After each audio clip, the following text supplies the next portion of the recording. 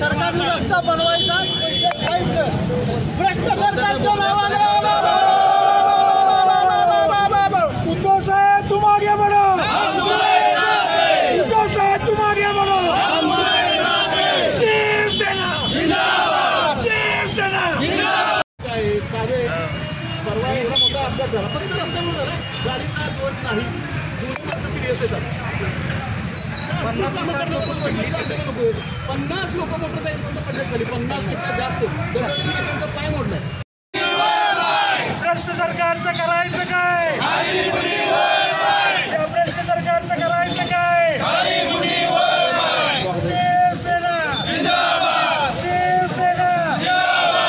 अरे सामान्यांचा समर्थ मंदिर ते सज्जनगड रस्ता अवघ्या 2 महिन्यापूर्वी झालेला रस्ता आहे। किती? फक्त 2 महिने। आज सातारा जिल्ह्यात असे अनेक रस्ते झालेत ते मागच्या महिन्यात 2 महिन्यात त्यांची कामं झालेली आहेत, पण हे रस्ते 2-2 महिन्यात वाहून जात आहेत। त्याला कोण जबाबदार नाही? अधिकारी जबाबदार नाहीत, कॉन्ट्रॅक्टर जबाबदार नाही, त्याच्यावर कोण बघणार आहे का नाही?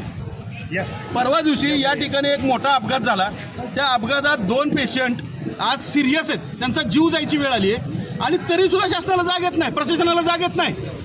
तुम्ही असे रस्ते कसेच करू शकता? तुम्ही ते वापरलेलं डांबर आहे, जरा 2 मिनिटं थांबा, 2 मिनिटं अधिकारी जे रस्ते तुम्ही करताय या रस्त्यामुळे जे अपघात होत आहेत, जे लोक मरतायत किंवा जायबंदी होत आहेत, यांचा खर्च हे लोक उचलणार आहेत का?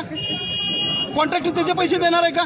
प्रशासन, तुम्ही पोलीस अधिकारी त्यांना दोषी धरता, तुम्ही गाडी व्यवस्थित चालवली नसेल का? परवाचा अपघात हा ब्रेक मारल्यानंतर गाडी एका बाजूला ओढली गेली, एवढे रस्ते चढ उतरायचे झाले, माणसं मेल्यानंतर जागे होणार का सगळे?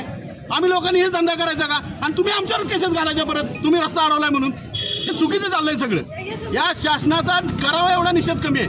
मुख्यमंत्री जिल्ह्यातले आहेत, पालकमंत्री पाटणचे आहेत, ते काय सातारचे नाहीयेत, पण जिल्हाधिकारी इथं आहेत, हे जिल्ह्याचं ठिकाण आहे, अशा ठिकाणी कोट्यवधीच्या रस्त्यांची ही बोंब चालली आहे। अरे याच्या विरोधात सामान्य जनतेनं आता रस्त्यावर उतरायला पाहिजे। हे फक्त पक्षाचं काम राहिलेलं नाहीये कुठल्या।